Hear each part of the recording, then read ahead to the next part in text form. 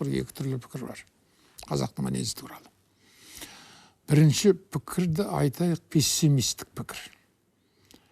Қазақ баяғы қазақ емес. Қазақ өзгерді, қазақ сатқын болды, қазақ тілін ұмытты, қазақ дінін дұрыс түсінбейді деп, баяғы батырлардың ұрпақтары жуас, ынжық болып кетті деп қазаққа тақпайтын кінә жоқ. Бұл пессимистік пікір, және бұл дұрыс емес. Ал дұрысы?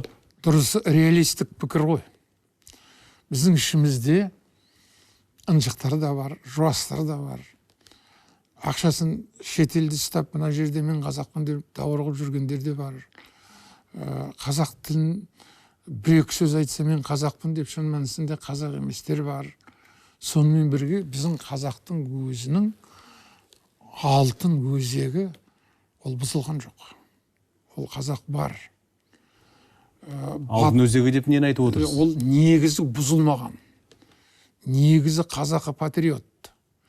Бүгін оның жолдарымен елге, ел шетіне жау келсе, елді қорғайтын, жерді қорғайтын, тілді қорғайтын қазақ бар.